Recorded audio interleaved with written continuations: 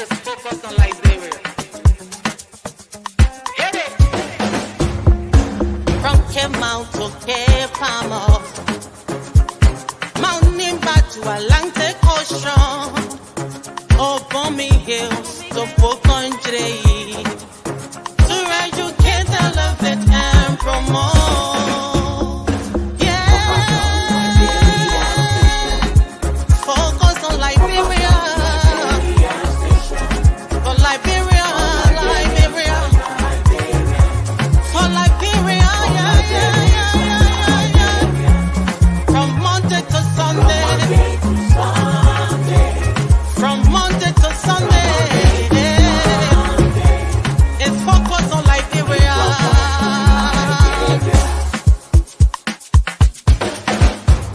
Talk about home affairs. Hey. In diaspora. Current affairs. Reliable information. History. Talking about culture. Politics. Education. Entertainment. Business. Sports. Advertisement. Articulation. Focus on Liberia. Focus on Liberia. Focus on Liberia. From Monday to Sunday. Focus on.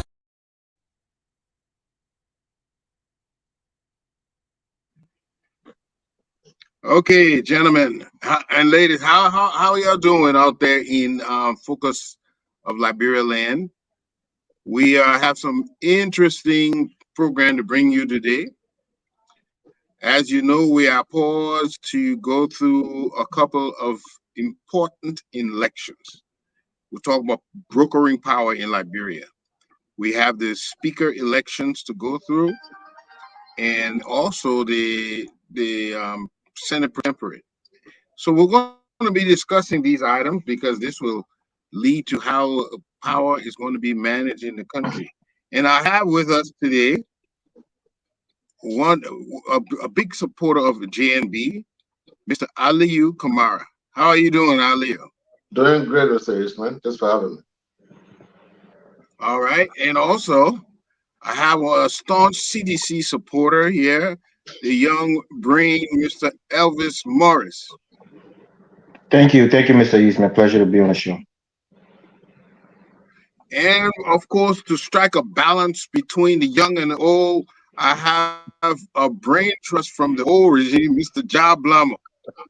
It's a pleasure being on the show. Thank you very much. All right. Okay. So let's just jump in right away. And gentlemen, we have a pending speaker House of we have a speaker of the House elections, and we noticed that Fonati Kofa was one of the first to put up his hand, and he seemed like a regular would-be successor to Boffa's Chamber. But all of a sudden, we heard that the president-elect summoned or called a meeting of representatives so he can garner support for Kung,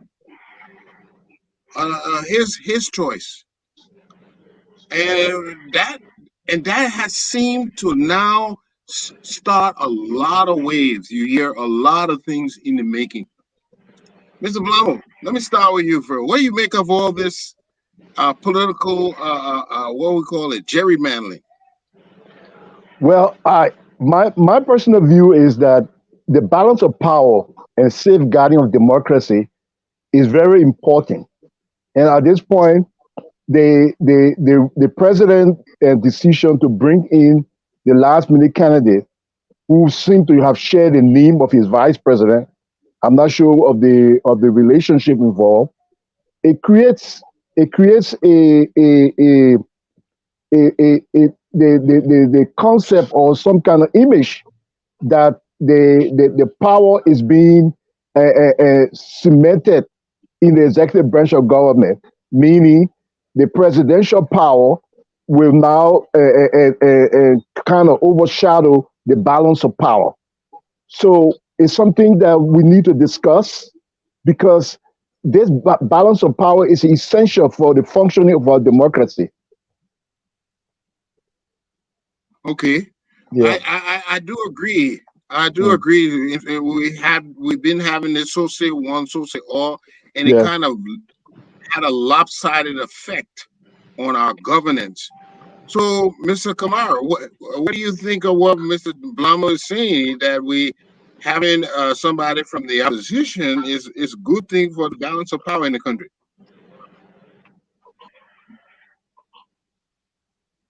Mr. Kamara? I don't know what's going on, but there's a lot of breaking going on. Is it just me or everybody else? I didn't hear everything you said. I get the breaking too. Oh, I said that the balance of power is very important that we safeguard that. So the idea of having a speaker coming from the opposition party is something that we should embrace. It's just that our legislative branch of government is not used to competitive politics. They are not used to constructive engagement from opposing parties. So this feeling that is created there is based on inexperience, but it's something that might be good for Liberia if we can have a competitive politics because it enhances this a check and balance, accountability and transparency. That's my view. I totally agree. I totally agree with you. Looks like Mr. Kamara is having little problems. Elvis, you would like to add your input in this? What do you think? A balance of power is healthy, or so say one, so say all? I'm going to have to disagree with you guys on that point. But just to give Mr. Blamo a little quick correction, Jeremiah Cone, it should actually be pronounced Count, as Mr. John Nisho has, pointed out. But it's spelled Koung, and then Coon is spelled Koon. And I think they're different people. I think Coon is from Montserrat, but I think he hails from like Grand Cru or maybe Sinai or somewhere in that region. But they're not related at all. They don't have the same last name. I guess it's probably what you call a synonym. The words that sound the same but are spelled different. Prominence or So something like that. yeah. So the point, my point here is ideal. In an ideal world, yes, you want to have a balance of power. But as a supporter of this president, I want to put the onus on Joseph Boykai's government because in this country we see when there's a Republican and a Democrat, maybe the Democratic president, a Republican House and Senate, they tend to filibuster. The Democrats can hide behind, oh, the Republicans don't want us to do this. They're the one who's kind of making stopping us from doing certain policies. So I think if Joseph Boykai has his way, which I think he should have his way, in terms of having both the House and the Senate, there should be no excuses for him. Put the ball in his lap so that he can't say, oh, the CDC people in the House, we want to do this, we want to do this for you, but it's stopping us. Give them power. I don't want to say absolute power and sound like a totalitarian, but give them absolute power to transform the country as they promised. So when they fail, they have nobody else to put the blame on but themselves. So I think in an idealistic world, we want to have a balance of power, check and balances, but we know how Liberia is. It still probably won't work. These guys will still get the broad envelopes. So just purely based on politics, give him the House, give him the Senate, allow his hands to, quote unquote, untie his hands so he can implement the policies that he promised and these things that he's been dreaming of for so many years. Let him have the pathway so that if he fails to do it, you have nobody else to blame but himself. I'll leave it there. Yeah, but let me push back a little bit, Mr. Morris. We always said that the three branches of government, they serve a check and balance to one another. Where the executive makes up the budget or proposes the budget, the legislative branch will have to go scrutinize and give their blessing. Now, so we want you want some differing ideas so that we will get the most out of it. And now you say no. let one political group or party have the entire power, then aren't you negating the whole purpose of having a check and balance system when you do that? That's why I said my view here is being based slightly biased on my political leanings, right? And I'm saying it purely based on politics, on optics for Joseph Boycott in terms of this rhetoric that was being spewed out there when the campaign was going on, that Joseph Boycott is going to transform this country, going to be a man of rule of law, things are going to change. So for me, as a political thinker, I'm thinking, well, sure, give it to him. Give it to him so that if he feels it's not going to be, well, we had a CDC speaker and other things I wanted to do, they were blocking me, they were playing politics with it. That's why I didn't do it. Because I know Joseph Boyka is going to have a lot of stumbling blocks in implementing his policies. So I don't want the CDC government or the CDC speaker or CDC, Senate Pro-Temp to be one of those excuses that these, United partisans are going to try to, prefer out there that it was because of the CDC that we didn't do this or because of the CDC that we didn't do that. But also, Mr. Eastman, under the Constitution, doesn't say that the different branches of government should be held by different political parties. As we're seeing with George Weah, the House was pretty much dominated by the CDC. The executive was also dominated by the CDC.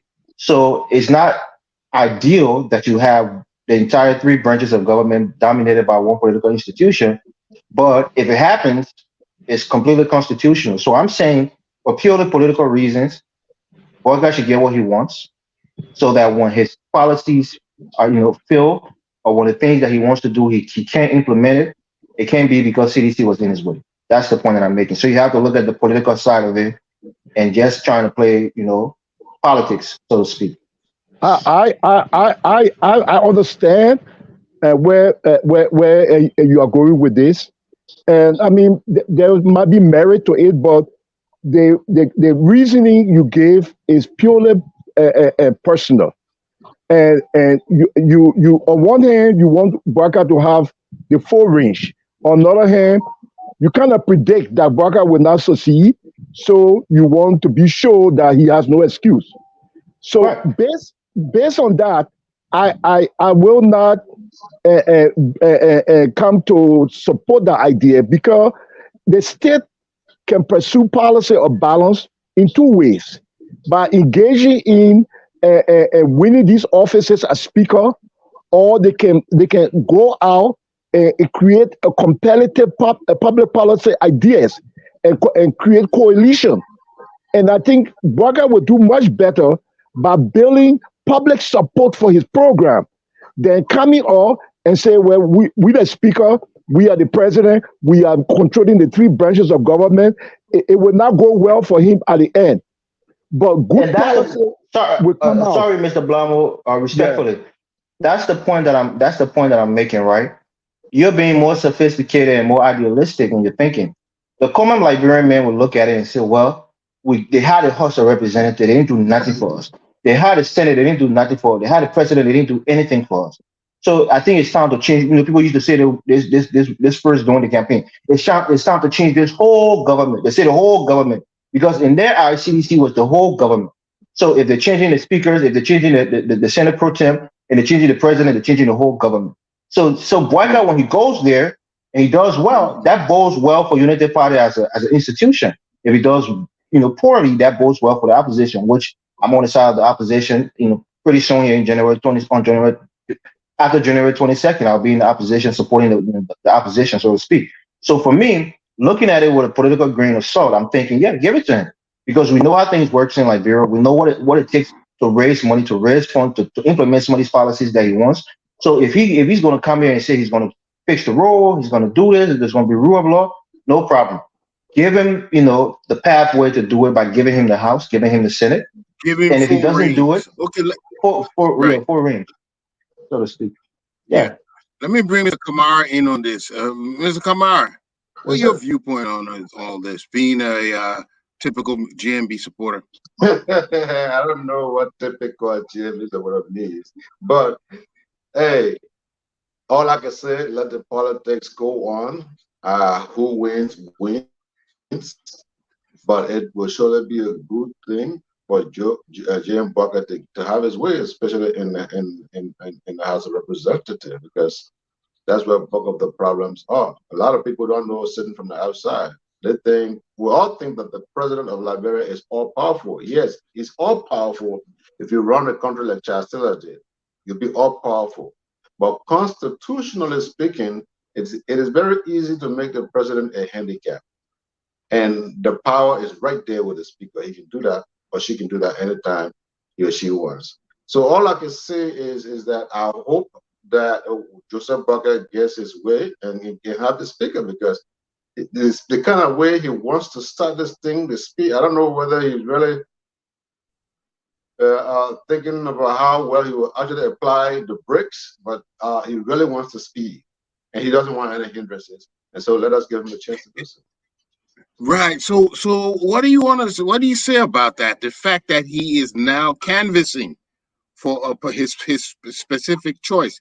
You think they may that have any residual effect after canvassing in the way he is? What if he should lose?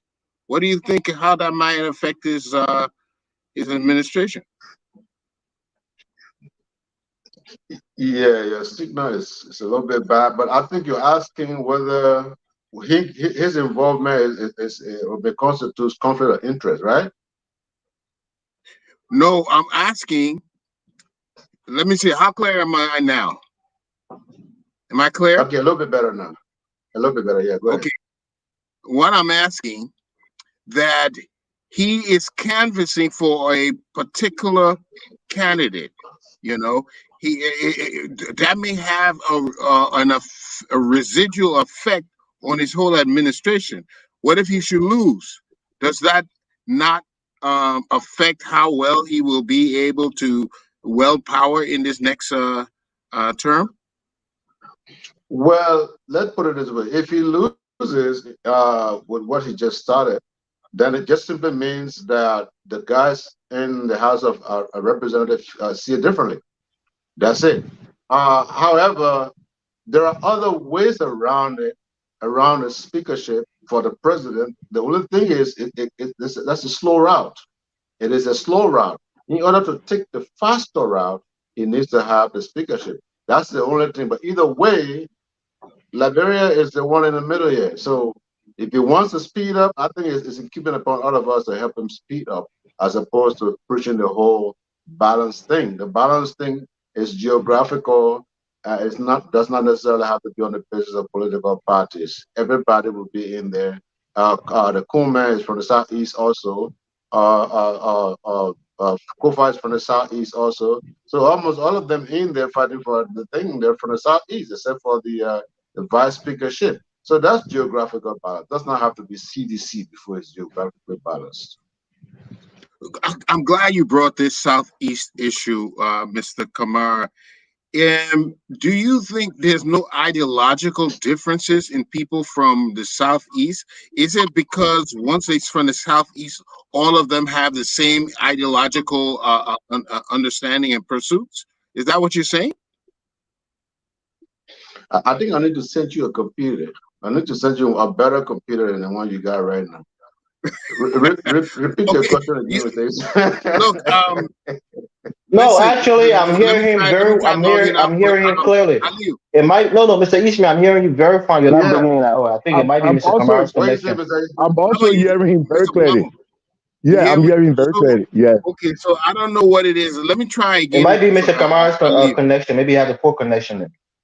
Aliyu, let me try again. Okay, how you hear me now? All right, go ahead. Okay, are you saying there's no ideological difference in the people from the southeast, that once they're from this geographical zone, all of them think the same? There's no ideological difference between them? Is that what you're saying? Okay, you guys see my phone is giving me a problem. I'll go off and come back. I'm not hearing you. I want to address that.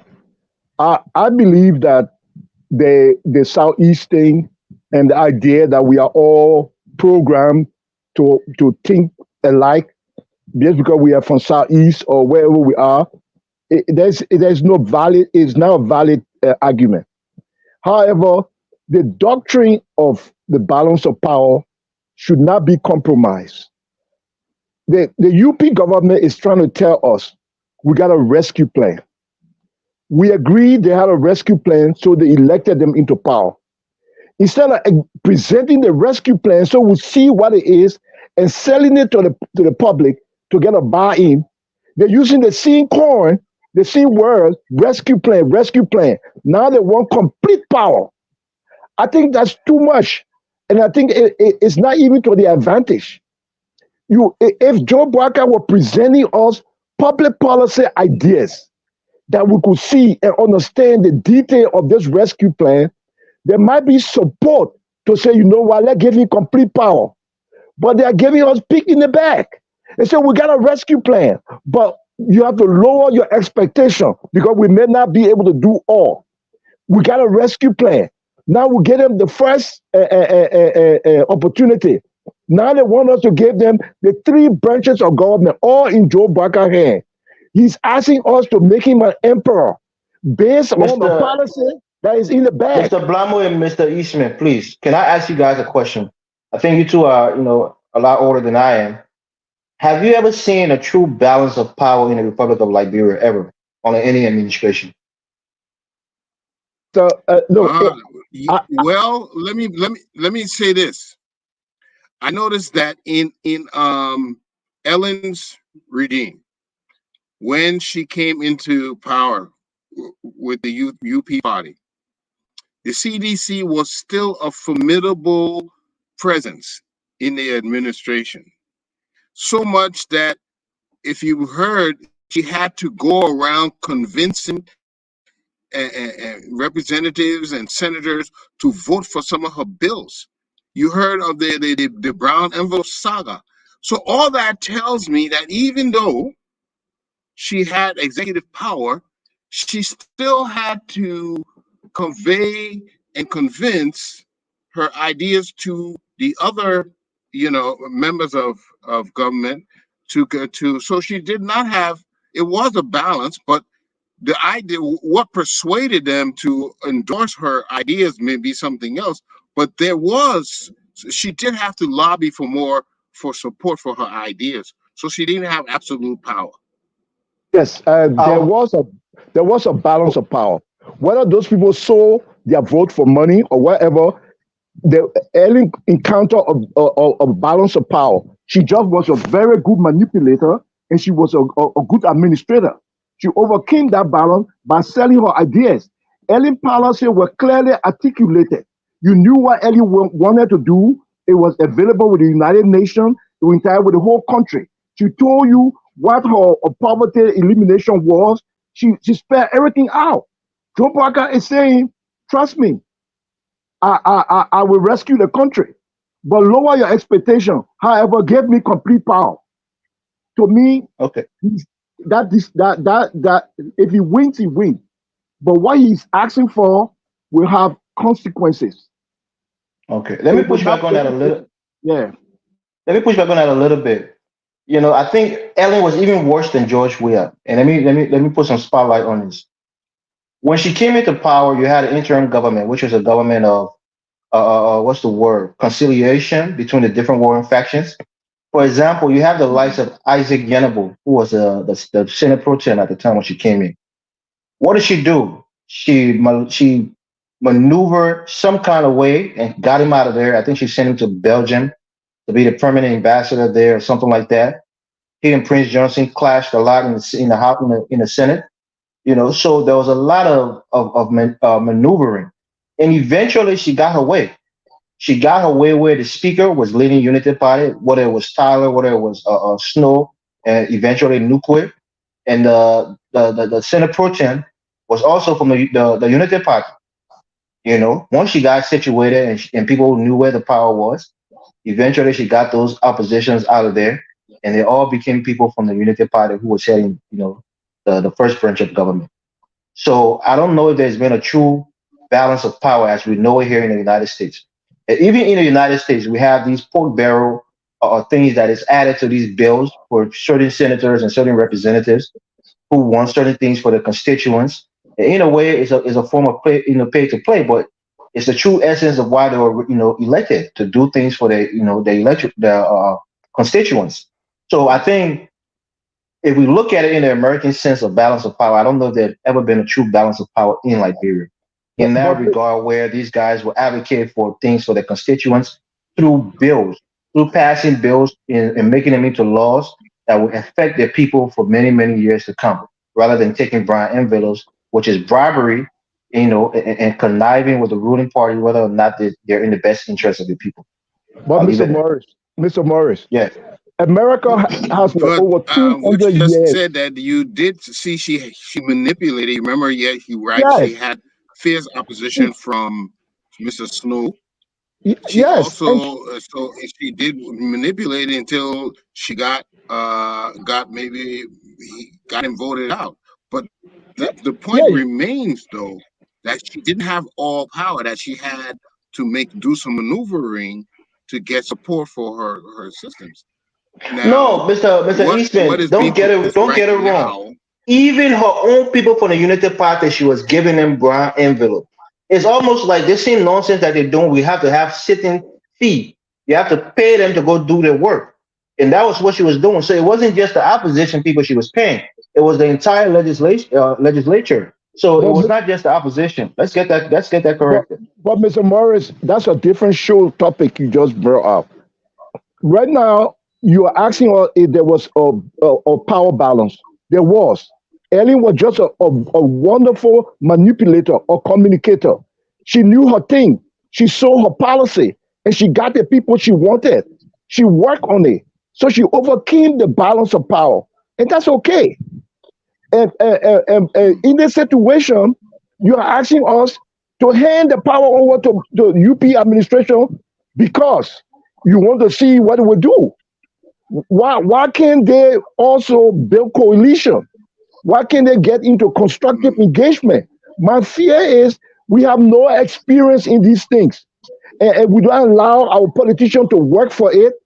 You will be selling the country short. And then number two, mm, we don't have a clear understanding of what the rescue mission is.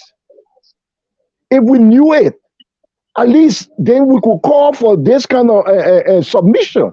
But without that, let politics roll. Let the people vote. If Joe Boakai I can got get you. people to elect Mr. Kuhn, so be it. But the balance of power will hold, and people got to work to overcome that balance. That is the nature of politics. That is the nature of the democracy we say we have. Thank you. Hmm. Hey, Mr. Kamara, Yes, sir. how well do you hear me now? Yeah, you're better now.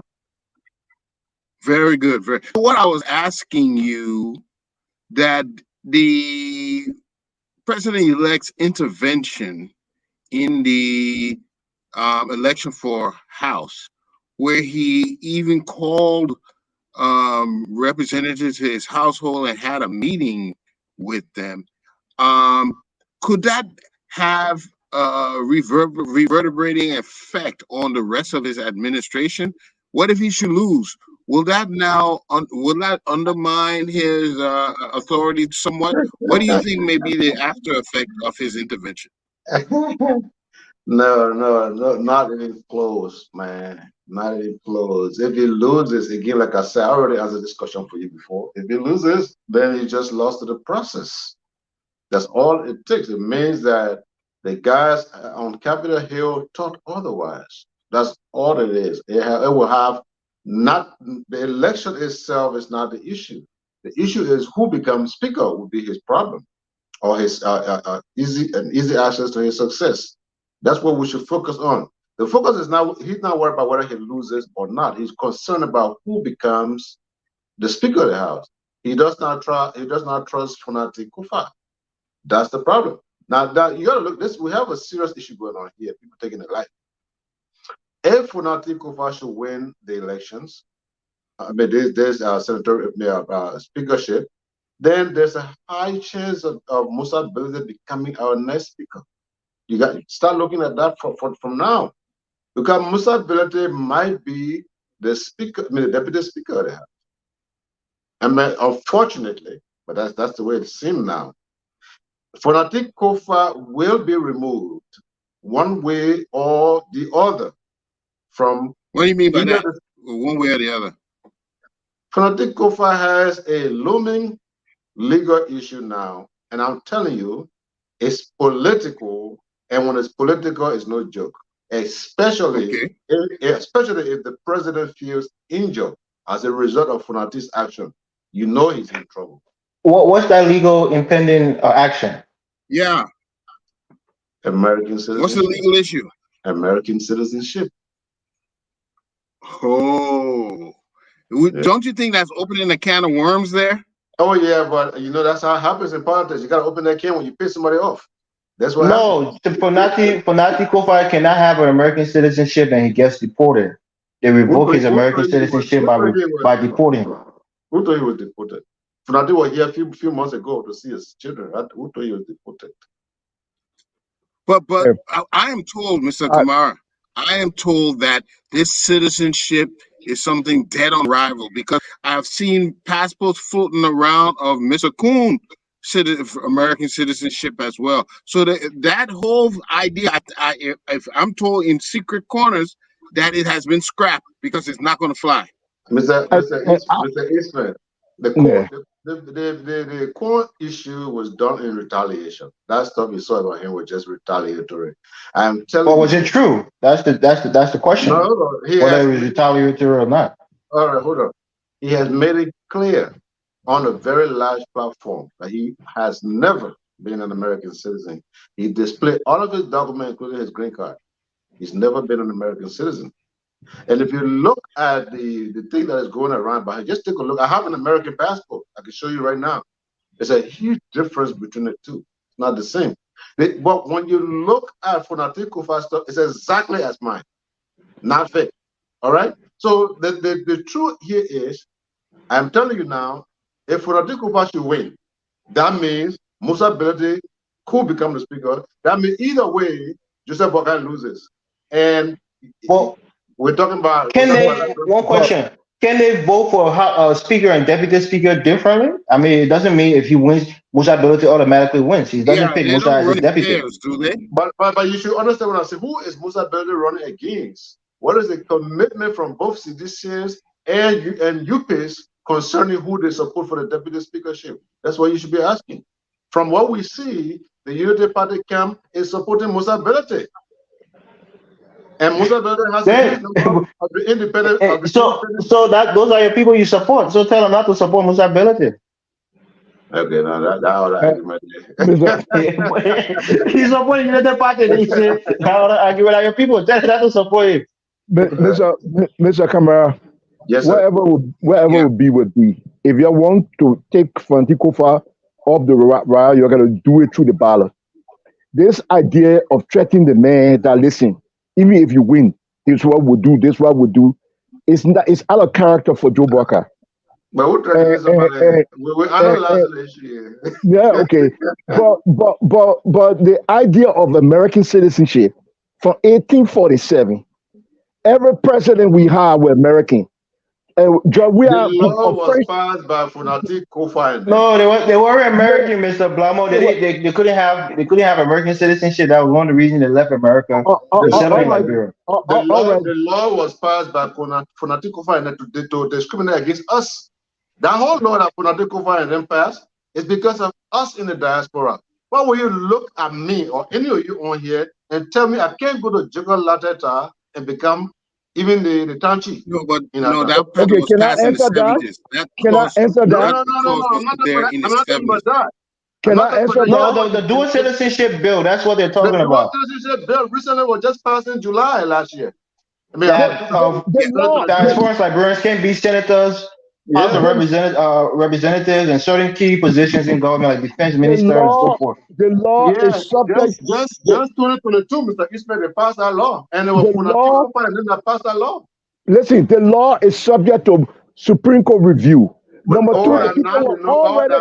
the Funati is a people were, lawyer. When you were the signing onto people that were document, you didn't know that. already, the people were already in office. Who told you say you can pass a law in 2023 for somebody who got in office 2019? So No, the people were, Mr. Blambo, you're not understanding the thing. I don't think you have yeah, any clue what's going on here. Okay, yeah. let's speak one Mr. at a time. Kamara. Go ahead, Mr. Kamara. You don't have any understanding what's going on here. Mr. Cameron, that's your view. That's your view. Hold on now. That's your view. Yeah. If we say that Funatikova was already in office when the law was passed, okay, laws Mm, are not retroactive. We agree. He mm, was already in office when the law was passed. But what mm. happened Yeah. knowingly when Funatikova recently went to Grand Creek County to run again to become a representative? Why did he run if he knows that he's not supposed to run at all? But that's But what you what say. if he? That's Yeah, what what you if say. he? What if You he telling denounced us. his American citizenship? Hey, you telling How do you us know that he it didn't can denounce end. it? Yeah, wait, Aliyu, let Mr. Blamo The word come should be in Yes, so renounced we can you get are, if he you are, everybody's renounced Mr. it. argument. Kamara, you are not a fanatic Kofa. You stay on this show and you're trying to tell us that you know everything about fanatic Kofa. Fanatic Kofa is a crewman and you from Lofa, but you Don't know everything don't about him. no, don't do that. Don't do that. Doesn't Yeah, have but anything. The guys could be friends. And he could be close friends, but no, he's regardless of not. where they come from. He's not. Let's have a look at the The man regional is running origin of. politics on the show. Did I say I know Yeah, everything about but Funatikova? wait a minute, Yeah, but that's what gentlemen, you're saying. one minute. Huh? Listen to my argument. First Yeah, of all, if you can remember, there was a challenge to that clause in the Constitution in the first place. When I believe the man was of Fula descent, and Teach he went to the Jalo, Supreme Court and challenged why that the fact he could lose his citizenship, and the Supreme Court ruled in his favor. I'm not sure they tried to bring this new clause to amend it, but as far as the Supreme Court was concerned, that clause cannot be in the Constitution because it violates the Constitution. you Furthermore, can that But they president passed a bill adopted you it that can as from. you can explicitly only lose. they passed a Listen, bill that explicitly let me stop people land. You from can go being ahead. representative. Yeah, but you can only lose citizen right through law. You got to take the man to court. You Let me can't explain. pass a bill to take away citizen rights. Let me explain this. The Supreme Court said Exactly. you lose those things through the law. You can't pass a bill anything Exactly. against the Constitution. Let me Mr. let me Kamal just explain believes this. that they can pass a bill and take away people's citizenship. Still, No, or Mr. citizen Blanco. rights. Mr. Blamo, I'm with Mr. Kamar on this point. The dual citizenship law bars people who are both dual citizens of the United States of any or any other country They, of holding being representative, senator, speaker, and all of that, defense minister, any ministerial position in government. It bars them from having it. That was a Mr. bill that Murray, was recently passed. Mr. Okay, Murray, tell Mr. Mr. Murray, Blanco that. Mr. I Blanco, talked, listen. Mr. Murray, I talked to Emmanuel Weti. The Right. case is in the Supreme Court right now. I talked to Emmanuel Weti. All those Yeah, but as it positions. stands, it's the law of the land. Oh, It hasn't been repealed. Mr. Kamara is threatening that he can legally do this thing. I'm trying to tell him it's not that simple. You see, Let me So because so the point is we should the wait. case, If it goes to the Supreme Court, it will be adjudicated there, right? yes. That's why I'm trying to let tell me Right. Mr. Kamara. The let thing me that he's explain saying something Okay, to you. easy, you should wait Calm let's do down. one at a time. because Wait, you Mr. cannot Kamara, take before you citizen come in, rights away from them. remember, You can't take citizen rights and you're Calm before you down, come threatening in, the Mr. Mr. man. Blanco. Kamara. It's No, okay. Yeah, Mr. It's Kamara is threatening the man. gentlemen, we Eh? have to be able to How hear can you each threaten other. the man Hold on, Mr. that Kamara, he I'm must coming give to up you. or you will do this to Yes, him? sir. Elvis, remember there's a clause in the law. What is not done legal is not done at all. So the fact that it passed the bill and is in contradiction to the Constitution, that bill can be kicked out as well. So go ahead, Mr. Exactly. Kamara. Exactly. Okay. So what we're saying, all that thing we're saying, that's so. That black and white thing, and the law is very different. And none of us are lawyers, unfortunately. But what we must understand, Really? Mr. Now, No, Blanco, if let you him say, speak, okay, Mr. you're not Blamo. You got to lawyer. give him the chance to speak, Mr. Blamo, please. Let him finish. Let him finish. we will take that American passport from you. But anyway, so the people in the House of Legislature, Mr. Ishmael, it is their job to make the law. The one you talking about the Constitution, they make the law. They make the law, they pass it, and you know this, and I just explained it for everybody else. They pass it on to the president to pass it into law. Once the president signs it, it is passed into law. The law for Natikofa, George Weah and other people passed July 2022 was that me, I have an American citizenship. I cannot become representative or even anything elected. I'm not allowed. I'm not allowed to be defense minister like ever gave you the whole 9 yards. I am completely handicapped, a born Liberian citizen. It was Funati Kofa and them. They passed it. It is a law. Now the Tish Jalo thing, what the Supreme Court said was simple. In order to tell someone they're not a Liberian citizen, first of all, it has to go through the Ministry of Justice to tell them that they're not Liberian citizen. Tish Jalo argument was different from this one. This one, they're not taking your citizenship from you. They're just limiting your citizenship. Tish Jalo owned the denying of participating in certain thing because they said he had a foreign citizenship. And the bar, being a lawyer in Liberia, that's what it was. According to the Constitution, nobody can easily just take that away from you. For you to tell me that I'm not a Liberian, you have to go to court to prove to the court that I am not a Liberian. You can't just say Ali is not a Liberian. Mr. Kamara, that very law a Liberian comes with certain citizen rights. And one of the citizen rights is the right to run for president. Yes. Okay. You are taking away. No, but the Constitution also say that you lose your citizenship when you take another country's citizenship. That's why it was barred. The Constitution said that you lose your citizenship when you take another nation's citizenship. Yes, that clause was in the Constitution. So that's why the dual citizenship law was passed to rectify that part of the Constitution. Rectify that. And in ratifying that, they also went ahead and discriminated for Natikofa and them. Exactly. They didn't know that restricted.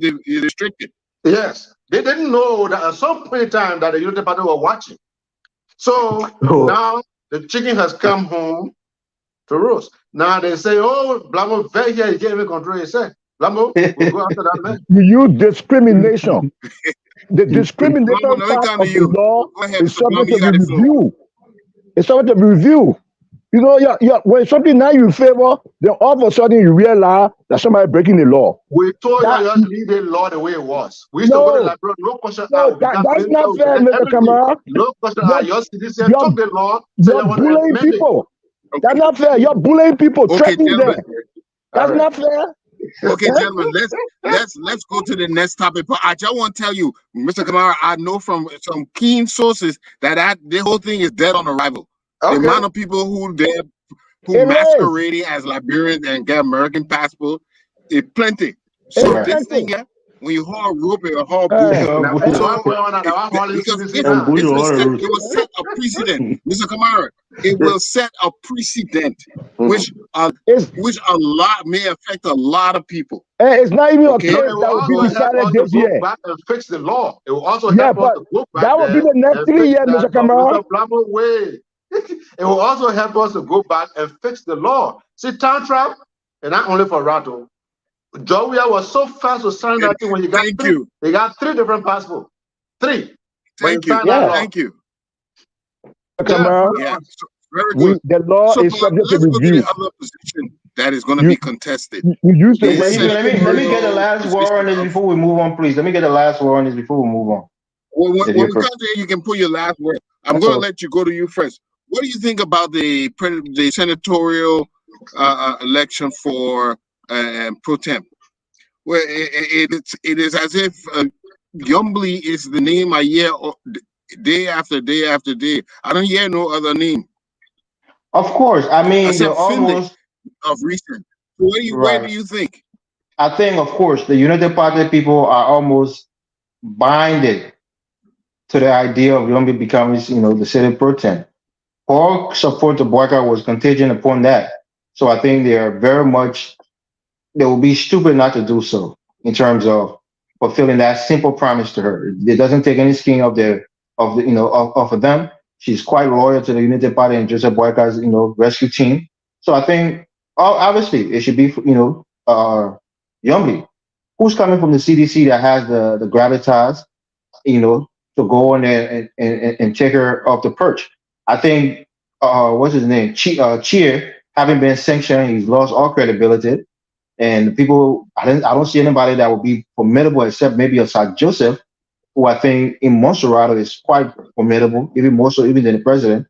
So I don't know. I think Jombly is probably going to get that position, and I don't think she's qualified for it. When we look at the minutia of her legislating over the years, I don't think she's done much, especially for Why the do you people of think she's Grand not Bassa. qualified?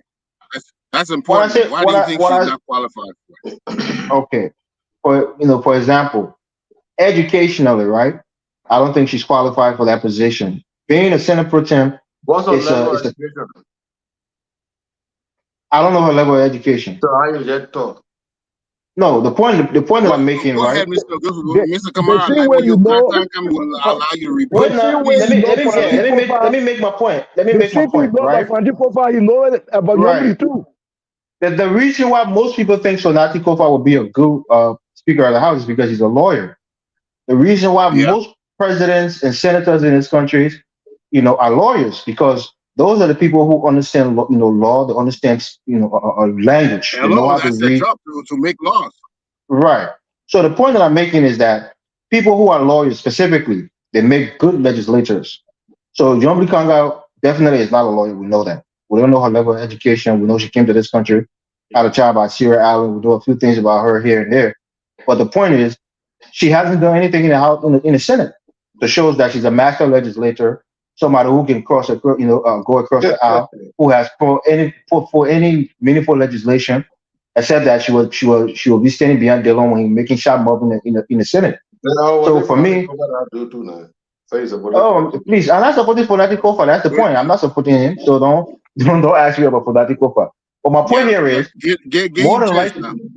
more than likely, the United Party people would get that position, and I don't have a problem with it. As I said earlier, I think they should get both positions, the House and the Senate. Mr. Blamo, we know that somebody who is going to be the pro-temp needs to have the ability to negotiate, to reach across the carpet, and all that sort of thing. And that is what Mr. Morris is looking at.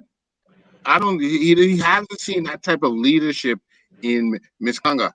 What do you think? Is she going to win, or do you think it's going to be a big challenge from Finlay or anybody else?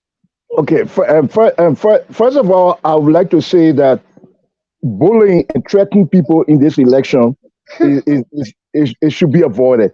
Whoever wins, wins. Yombly is not qualified to be speaker. Okay. And if she wins the speaker, she wins. But you mean the Senate pro-temp. pro-temp. The pro-temp. Yeah, and it's qualification is not just education, but also experience. She's not qualified. And this is the thing, that's the problem I get with UP people. They're asking for all these things based on pre-arrangement. Well, give him a chance. Let him so we can hear exactly. Mr. Blamo, please start over. Y'all please let him talk so we can hear what he's saying. Mr. Kamara know more about Franati Kofa. Maybe he know more about me too. No, but you threaten the man, Mr. Kamara.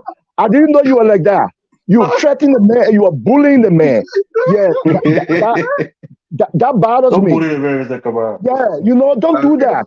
You were not like that when I on the show. Okay, so let me get back.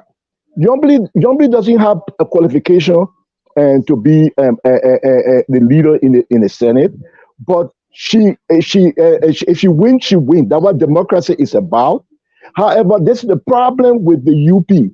They are giving this position to people based on these pre-arrangements, and we do not know what their rescue policy, their rescue mission policy is. Yombly cannot go across the aisle and do constructive engagement. She can't bring any benefit to their policy initiative. So it makes me question their reasoning for which they want to secure full power in the legislature. I think it's better for UP to have the election decide who wins, because it would be a better position if the UP will force to defend their policy and do constructive engagement. In that way, the final idea of the policy will be better for Liberia. But this smooth sailing, Mr. Blambo, isn't yeah, having full political power politically expedient for the United Party? That's the reason why they want it. expedient is not a solution that Liberia looking for. People are dying. That's what the party is looking for, to fast track the policies, right? The party serves the people. We're not going to give somebody power because he wants to do something quick. This Okay. rescue mission might not even benefit the people within the first 2 years. We're on the same page on that one. Ladies and gentlemen, let's All right. welcome Thank Mr. you. Gongo. Let's welcome My Mr. favorite man, Gongo Mr. to the Gongo. platform. Mr. What's Gongo, up? glad you could join us. I say, No, we're watching the glad you playoff could game. join Why you us, on the Mr. show today, Gongo. Mr. Gongo? No, watching the playoff game. Why you on the show? Mr. Morris, let a man at least sit down before you attack him, No, young I man. beg your flower. Let You me, already. let I me beg get your flower. You already. yeah, Mr. Gongo. Thank you for coming on, You're right, Bongo. Mr. Gongo. We're glad to have you. We've been discussing the merits of the speaker election. We talked about how the intervention of the president-elect to support a particular candidate of his own, whereas a lot of people had already thought that Mr. Fanati Kofa had it in the bag. Now it has had a ripple effect. Some people argue that they want full control of all branches of government, and so that is why this is being pursued. And then others argue that we need a balance of power, and that way will get the best out of our, the government, which is supposed to be a check and balance system. So you came in the middle of it. We were into the merits of the Senate Pro-Temp election.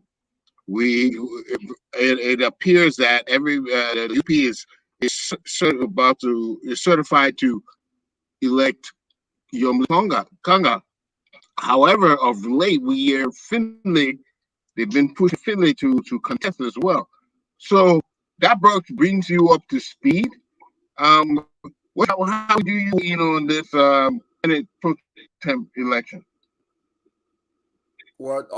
Yeah, I'm sorry for coming late. I know you sent me the link, but just when I was getting ready to come online, then I got a call from Liberia, and that call was so important. Somebody trying to convince me to do something that I'm not willing to do, but so it took a long conversation. So, but that be it, I'm here. The sad thing is, what is all the thing we're hearing from Page Africa has done extensive write out on both the House race and the Senate race. I mean, that's the old Liberia there. That's what Liberia has always been. That the legislature is an extension of the executive. In fact, the executive is like a virus in our Liberian governance system. It infects the judiciary, it infects the legislature, right? So that is the old Liberia that we know. So with the election of President-elect Boakai, who ran on the mantra that even at least his supporters said he's a clean hand, Liberia is going to start a new page. So my expectation would be that he would say, you know what, I want an independent legislature. I want an independent judiciary. Let the legislature do what they want to do, is internal to them.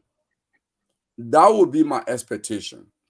But all these news about, other stuff, well, for me, it just seems like maybe we might still be in the old Liberia. I don't know. I don't have a crystal ball to see when he takes power what he will actually do. But from the shadow we see, it seems like we are still in the same Liberia. The Liberia where the executive, the legislature is an extension of the executive, the judiciary is an extension of the executive.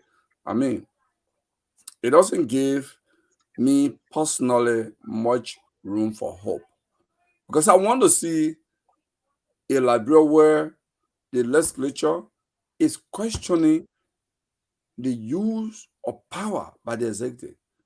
I want to see a Liberia where the executive and the legislators are afraid to interfere with judicial function. That's the kind of Liberia we need to see. We want to see a Liberia where businesses, we don't have to fear a lawmaker. They don't have to fear executive branch officials nor judicial official. Once they pay their taxes and they're in compliance with the law, they don't give a damn who you are. That's the kind of Liberia I want to see. That's the same thing we do here in the US. I don't care who Joe Biden is because he doesn't pay my electric bill. He doesn't pay my bill in my house. I can choose to do whatever I want to do. But man, you're not answering that question. You go different side. You're gonna that speech to become Secretary General of Neighbor country.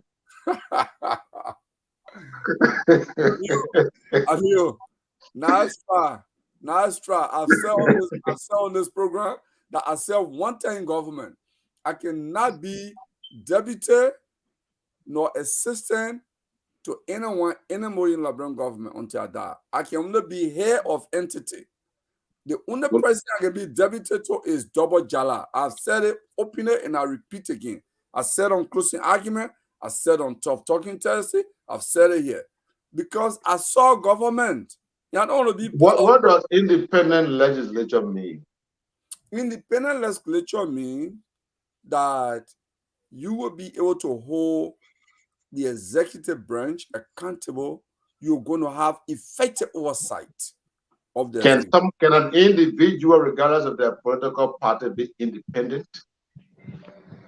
Or in other countries like Ghana, I don't know what it is in Sierra Leone, in Ghana, if you are elected on Unity Party, and Unity Party say when you go to the legislature, you must vote for Natin Kofa, and you decide to vote the other man, they will actually punish you because it is. Yeah, but we're talking about that's not about Liberia.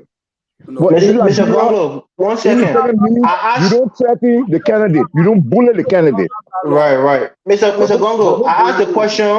I want you to answer this question. I asked the question if in your lifetime, has there ever been an independent or a balance of power in Liberia? That's the question I asked. Maybe you can answer that question.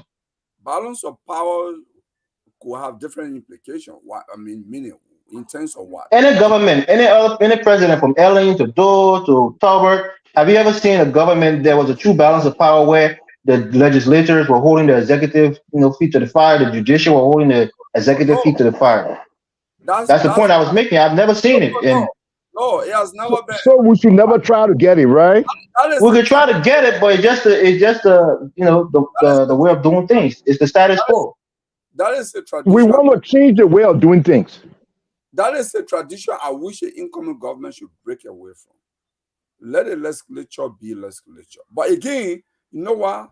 To some extent, on second thought, you don't even blame the executive. You blame the Nicopons that we elect them in the legislature. Because you know what? Why would I be elected official and then go for validation to another person that I had even more? But what was the topic we're on, Mr. Eastman? Mr. Eastman, we're going way back. Didn't that be in we on course. Just a minute, we on course, and I think Mr. Gongo is making a valid point. No, I don't think so. What is coercing? The fact is, why is our legislature being so persuaded by the executive? We want a balance process. It's part of the lobbying process. It's part of the electoral process. But Mr. Kamar, we can't talk together, right? We want a balance of power. The whole idea of the three branches of government. Okay, I'm about to explain the whole idea of the tripartite government was to have balance of power. In other words, check and balance. The executive does not have ultimate, control of the country. It has to be approved by the legislature. And if the legislature that makes the laws, those laws have to be enforced and interpreted by the judicial. So that is how all the powers are being balanced. But what we have seen, that the executive tends to usurp the powers of both the legislature and the judicial by influencing who is at the helm and how people vote. So now here it is from the very jump, the executive is involving themselves in the power structure of the legislature. Mr. Eastman, your conversation is completely different from what Congo came out and started going on with. We know the different branches of government. We already know the function. The term in which Mr. Gongo is speaking here, and I'm sure Mr. Blamo is also in support, is that the only way there can be a balance of power or independence is CDC will get one part, the speakership. Point of correction. Senate Pro-Temp. We are right here. You can't speak for us. That's their understanding of independent legislature. But I am telling you, independent legislature has nothing to do with what institution the individual is from. It has to be a credible and an individual with a repertoire to occupy those positions. Remember, under the CDC-led administration, we had opposition political parties that were over there in large number. What happened? At the end of the day, they all became compromised. So it all depends on the individual, not the political party they're from, to have an independent. Mr. Eastman, can I come here quickly? Okay, I know we're coming. All right, okay, Mr. Elvis, I'll give you the floor. Yes, thank you. I think when we're talking about independent, legislature, I don't think in politics, especially, there's any quote unquote true independent, branch of government, especially, well, the judiciary should be independent, especially. But when you come to the executive and the legislature, the reality is the executive always influence the legislature, or sometimes, vice versa, because it's political. If you have a president who is, let's say, a Republican, and you have a majority in the Republican House, they're going to push that president agenda. So in essence, they're not independent. They're going along with the party lines or the party policy, points. So when you say independent, they can be independent of different branches of government, ideally to check and balance this government. But we know that politics influence these people persuasion, the way the political affiliation that they have, that's the route they're going to vote, in to propagate the political policy. And Joe Biden, as Joe mentioned, Joe Manchin is an outlier. And let me finish my point quickly, Mr. Blamo, then I'll hand it over to you. Okay, finish your point so I can go to Mr. Blamo. My point here is, I would say there can never be true independence in politics, especially when it comes to our form of government, because those two branches of government are always going to influence each other. Joe Boakai has certain policy prescriptions that he wants to achieve, and those who are aligned with his political ideology, they're going to support. They're going to support it. He's going to influence them. They're not going to be completely independent of influence from Joseph Boakai. Same thing with Weah. Same thing with any incoming, future presidents. So I don't think there's real independence that's going to be in the House or from the executive. Gotcha. Yeah, but what? Okay, very good.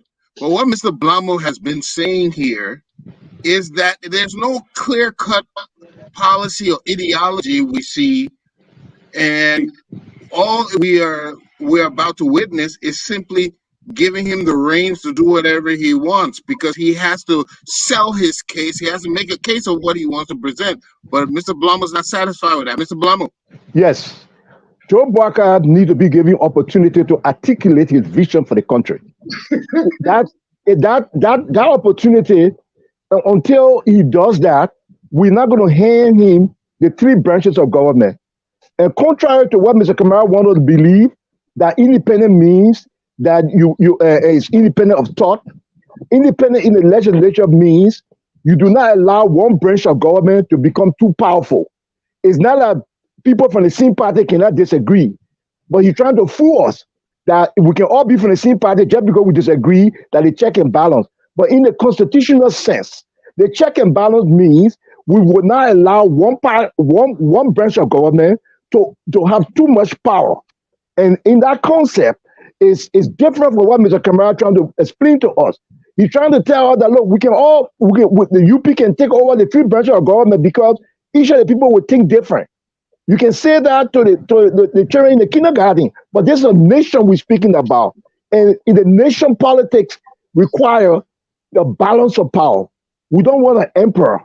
We want a balance of power. What Joe Boakai seeks is not going to benefit him. Let the election take place. Stop threatening the people, and we need to put a check to presidential power.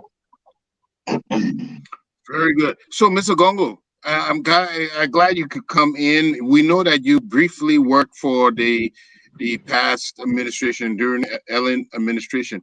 Yeah, Was there a balance of? Could you consider there was a balance of power during her administration? Yeah, what I was saying. I think let me start with Alio. Uh-oh. When you talk of balance of power, there are three branches of government. Okay, you have the executive, the judiciary, and the legislature. We say the legislature is the first branch of government, right? But that's the people's house. In the House of Representatives, is actually the most powerful sub branch within the legislature because expenditure decisions are made there. Is where the budget originated from. Okay, but here what has been happening for I don't know from 1847 or probably up to this point, I would say I have not seen an independent legislature. I think the first person who even tried to make maybe the Senate a little bit independent was the late Charles Bronski under Charles Taylor. I was in Liberia at the time, and Taylor went after him. Because Taylor was basically, I think it was over the nomination of Monica Town or something like that. I followed that story, and I think other thing that has to do with some concession. The Senate has a role to play, and Bronski thought the Senate could be independent on that, but hey, Taylor said no. The legislature must just sanction the request of the executive as is.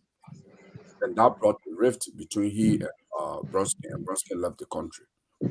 So, and you know, even under L.M. Johnson Sirleaf, was no, in fact, L.M. Johnson Sirleaf institutionalized the bravery of the legislature. In my lifetime, I saw the legislature under Samuel Doe. I saw the legislature under Charles Taylor, but I also saw the legislature under L.M. Johnson Sirleaf, or as you speak, the Unity Party. The bravery of the legislature was institutionalized under L.M. Johnson Sirleaf because it's where the highest nominal concession agreement was signed. So she made it a business to just go there and bribe them to just. I mean, I want this for development. You're just passing. Okay, that's what happened. So, to your question, Mr. Eastman, the legislature has now been independent in our history, really. I mean, not even under the TWP. It has never been, independent. Okay. I mean, we don't have that history. We don't have that culture of the legislature standing up to the executive and doing something. We don't have that. Okay. And Joe Boakai will bring that. Let me Wait, hold on, Mr. Gongo. Yes. I really appreciate your point, but a lot of times we've been criticizing all the subsequent administrations after the TWP of repeating the same thing. The whole idea of getting rid of the TBT and the True Party was to usher in a new administration, a democratic administration that will be free of corruption and free of manipulation from any particular group. So, is it that we're still repeating the same thing if the legislature cannot be independent? No. Eastman, to answer, I think there is a historical context to this question you're asking. You see, the overthrow of the TWP was not done by those who agitated for change, who understood what needed to be done. The overthrow was the taking over the government was done by the military, who was not part of the pro-democracy movement in the country. So they came with new set of value that are more or less antithetical to democratic tendencies. So they instituted different culture. That's why within less than 2 months, they started to repeat the same thing for which they killed 13 persons and even nationalized the assets of key government officials and even, more or less caused thousands others to go in exile, right? So, and even some of those who are in the pro-democracy movement became victims of the military when they took over and said, oh, y'all want to do the same thing y'all did to TWP. So you can see that yes, what appeared to have been a revolution, a change of administration that will usher into the Second Republic from the First Republic was really not a change, but just a camouflage. So that's why you don't see a radical shift from what the old guys are doing. The old guys and the new guys are on the same page. They are still the same side of the same coin, or one coin. So we have to put the other side. And that's a sad thing. In addition to what he's saying, the president does not need to have all the leadership from his party. The president can go public. He has the puppet. The president can present his case to the people. Everybody wants Joe Boakai to succeed. Joe Boakai does not need to bring Nyombli, to bring Kun to succeed. He just needs to present his case. He has the bullet puppet. He can gain the whole legislature's support. But Mr. Kamara had convinced those people that they can take a shortcut. Okay, Mr. Kamara, your name was mentioned, so I gave you the floor. Yes, sir. But I'm enjoying Mr. Blamo than I am. He's fiery. He's really, really fiery. You know, I listened to Calabo, and he just made my point. That doesn't matter which party it came from. Independence is based on an individual, not the party you're from. We saw the Charles Bronski thing. When Charles Bronski did not believe that Monterey Captain was actually a Liberian citizen. Which court did you get? You know, Charles Bronski was really asking questions. Remember, Charles Bronski was from the NPP when he challenged Charles Taylor. We were right there. All right. So you can be from the same political party and challenge that political party. It just depends on someone who has some sort of respect for themselves. To Mr. Blamo, when Joseph Bergam should make his case, how many times you want him to make his case? He won the election. That's what he needed to make his case. Now we're talking about governance now. We are talking about governance. Remember, so in governance, you don't need to make your case. Mr. Blamo, wait small. Where we are right now, it is part of the process. The House of Legislature is a political house. In there, politics is what goes on. It's political time for the House. Everybody looking for who they want. If you're so big on Funati Kofa, and the being a speaker doesn't mean anything. Point of correction. Why? I said, don't threaten the man. I never said I was bent on Funati Kofa. But let me fill in that. So why don't you guys ask Funati Kofa to just leave the speakership thing if it was that simple? It is not that simple. What I said about Funati Kofa is a fact. Remember the issue between Ellen and Edwin Levinsnow? When you stand in the way of the president, there are ways to get you out. Those are threats, and that's what Mr. Blamo was saying. Now I understand what he's saying. Those are threats. But let me come in, please, Mr. Eastman, if you permit me. To Boakai, those are threats. You're doing it on public channel. But even we have a comment here from Sam Wallow. He is saying that the president, by virtue of the executive office, has what is called the bully pulpit. Right. And the president will exact his influence in the legislature or anywhere else. So we should expect, it's not unnatural that the president gets involved. But as we say, where we see a resistance, we may actually be evolving an independent legislature if Funati Kofa wins. What do you say, Mr. Morris? Right. I wanted to push back on Mr. Blamo, and this is I'm not against it. I agree with most things that you say. But this whole idea that the president should not have, the House and the Senate. Look, this is what politicians, especially presidential politicians, ascribe. What's the word? I won't say ascribe to or aspire to. They aspire to have these things. That's why people formulate political parties. because it's almost like forming a gang, so to speak, that if we go in there, we're going to do this and that and that. So when political parties come into power and their representatives and senators, the political institution expect them to go in the party's direction or the policy direction that the party has prescribed for themselves. So for me, when people say that Joe Boyka should not have this aspiration to want to have both the House and the Senate, look, it's just in America, it's just difficult that most politicians don't get it, especially when you. I think somebody got a mute.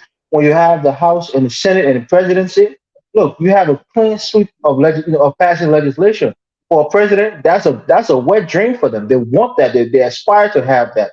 So I think in politics, that's what politicians want. They want to have an easy route when it's political, when it's politically expedient for them to have their policies and the bills and the law passed into action and see the country go in the direction that the political institution so desire. But like the question you asked, Mr. Eastman, what was that question again? About Shem Waller comment? Is that the question? Yeah, he says, well, we should expect, by virtue of the executive office, You already answered it. Right, the right. And president has what's that's the called whole thing with soft. That's the whole thing with soft power. And I think Joseph Boyka had a misstep when this whole thing became public that he's calling these guys to his home. The new place that he's living since he's not in rehab, since his house is going under renovation. That's a whole nother topic. Monet, the former chairman of Unity Party is, I guess, renting him the house or something like that. It's all smells of early corruption. But the point that I'm making, if you want to do backdoor dealings with the legislators, right? Ideally, you're going to promise legislation that's going to benefit their constituent. That's well within the law because that's their job. That's what they're fighting for. That's what they're there for, right? But if you start talking about money that's going to benefit them personally, that's where it becomes an issue. And this is the news that we're hearing. And for me, I think that's out of balance for Joseph Boyka. Ellen did it. We knew she was doing it, but we rarely heard about it that these guys omitted her. Maybe she would send her henchmen to do these things over under the cover of night. But Joseph Boyka is openly doing these things. And he's supposed to be no, hold on. He's supposed to be antithetical to Ellen Joseph Salih. And we see that he's using some of her same tactics that we all frown upon. So is Joseph Boyka going to be different? I've said it on this platform a lot. Definitely not. Yes. Definitely. Let me just. So y'all want to say what Yeke Koliba has been talking about? Is he right? Is he seeing the same old hand being played? I saw it long before this, but when I say everybody say I'm being frisky, but Joseph Boyka is exactly who I think he is. He's a quintessential politician who's going to do things the same way that we know Liberian politicians to do things. He's not going to transform anything in that country. Politics so Mr. Blamo, before you come in, I want to pose the last question here before you come in, and it kind of segues into this question. Accountability and transparency. Will the Boakai administration do things differently? Because we're beginning to start seeing or hearing people identifying some of the same traits of past administrations. So what do you think? Will we have transparency in this new administration? Our prayer is that Joe Boyka will bring a new direction for the country. But so far, and no one knows the detail of his rescue mission. He's asking us to pick in the bag. Now he's also sending Mr. Camarade to tell us that the party can run the whole three branches of government because each of those people will be thinking different. Whereas the check and balance require one branch of government should not have all the powers. And that's what we're doing. And we are not against Joe Boyka and having his people elected. We are against threats, and we are for the fairness of the political process. And right now, there are all the signs that Boyka is treading the same direction of the old. And we are still praying because there's an overwhelming feeling that this president should succeed. He must succeed. But in the absence of a clear policy, in the absence of new actions, because the actions that we see resemble that of the past, we don't have sufficient to make the conclusion that this administration would be different. And to have transparency and accountability. You need a balance of power. And the balance of power is best served when you have the independent branches of government interacting, when you have coalitions, when you have constructive engagement of different ideas and different parties. Then you have a balance. But the human being is not Jesus Christ. You give him too much power, there's a tendency that he forgets. So we don't want to take a chance of just handing power and creating an emperor. We prefer that Joe Boakai use his bullet puppet and come to the people and articulate a vision. He can get a legislative support if he present policies that are going to be in the interest of the country. Nobody wants Joe Boakai to fail. But this thing of threatening people, it would backfire. Thank you. Thank you. Mr. Gongo, I will leave you for last, Mr. Kamar. Mr. Gongo, So what do you think? Will we see a transparent administration? Well, I wanted to make a quick comment first on Yeah, go ahead. Mr. Wallow's post or comment that the president has a bullet puppet. It's true. But I think that statement, having a bullet puppet in the country, does not mean you go and give money out for an individual or somebody to be elected. No. What it means is that when you are elected president and you are doing the right thing for the country, you can decide that, you know what, we need to raise the taxes on, or I need to construct, for example, a toll booth between Monrovia and Gantor. And I want the legislature to pass a law to unite, to have a statute that will create the agency to collect money. And some legislature might be unwilling to vote for that. You can go into that constituency to say, I want to do something that will bring development to your district, but your lawmaker is opposing. That's how you use your bullet puppet. You know, because you are the one, the journalist, you are the first citizen in the country. So you take on development policy issue as a policy debate to a lawmaker that is opposed to you. You go to that county. Yeah, soft influence. I'm going to grind you there tomorrow because Zoe Penner is storming my development. He's a storming block to my policy. I'm going to hold meeting with the Grand Jury to ask him whether they love this. And that might make Zoe Penner nervous and say, you know what? The president is making me to look ugly to my people. That is having the bullet puppet in the country. That's how it means. And here we see in the US. Your definition. No, that's an apt definition in layman's term. Alio, I don't know why you want to argue this. Right here in the US, when Obama was after Obamacare, those who were opposing it, you are the Republicans, you are going to Tennessee, you are going to Atlanta, Georgia, you are going Republican states, campaigning. And talking to those people who are on Medicare and making the case. That's their style. That's their style. So we need to have that culture in Liberia. That's what I would say. Okay.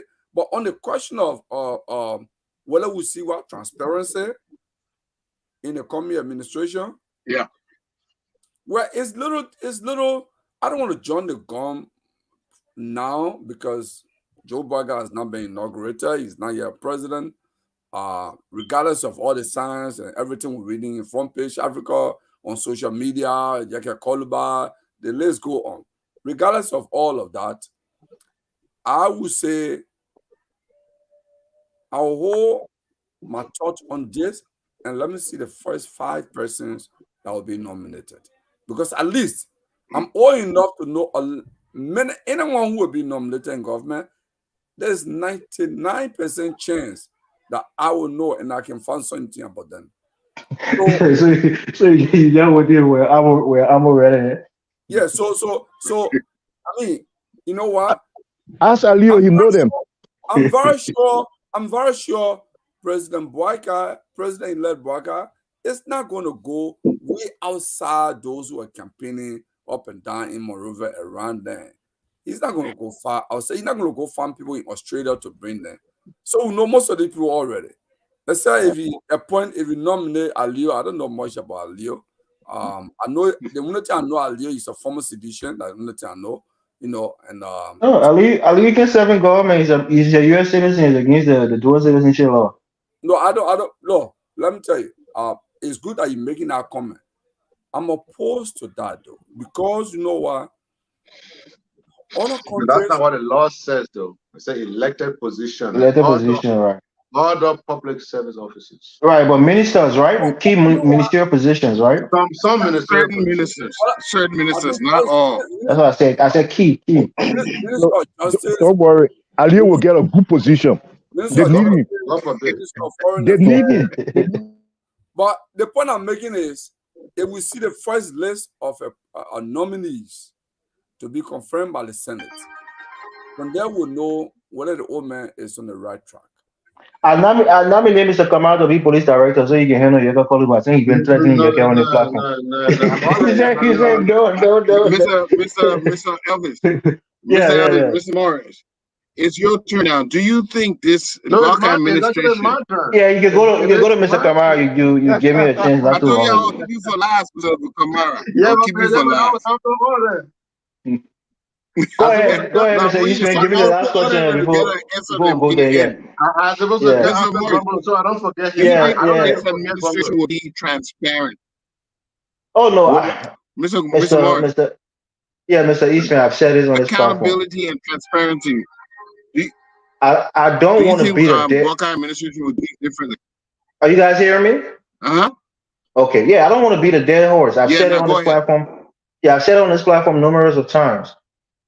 Joseph Boyka is not is like I said, the one thing he's going to try to fool the Liberian people with, especially in his first few months to maybe a year, is this idea of rule of law. Maybe he'll bring in some of the old guards, like Mr. Gonga was saying, the former, the Kromans, the AB Kromans, the Colemans, and so forth. Try to bring those guys back who pretty, perform pretty good under Ellen Johnson Sirleaf to give this illusion that he's going to be a man of rule of law. But in terms of corruption and opaqueness of this government, transparency will be nowhere close to it. I'm saying this not to be so partisan or even to be hitting Joseph Boyka politically. I know the people that surrounds him. I know you're only as good as your weakest link. So if you have corrupt people in your government and you surround yourself with corrupt people, corruption is right in your midst. You're not going to get rid of it. So this whole idea of transparency and incorruptible, I haven't seen it because the people he surrounds himself with are deeply corrupt. So please, Mr. Eastman, that question is almost rhetorical. Definitely not. It's going to be a corrupt government like any other past Redundant government question. we've had. Okay, ask Mr. Kamara. Yes, Yeah, sir. what the people saying about your administration? They said no hint of any transparency or difference in this administration. I expect you rebut. Yeah, but before I do that, let me just clear certain things. I'm okay in America. I'm not going to take any jobs in Liberia, and I don't need one. When you see me in Liberia move into my home, that means my 401k coming to my bank account every month, and my Social Security benefit coming to my bank account every month, and I chill and smoke boom. Okay, I don't want no wahala. All right, so now we can only hope. We believe in Joseph Boakai. We strongly believe that he's a man of moral repute. And so we believe that. However, we are looking forward to Honorable Boakai and his team introducing the issue of the rule of law, the issue of accountability. We will hold them strongly to that.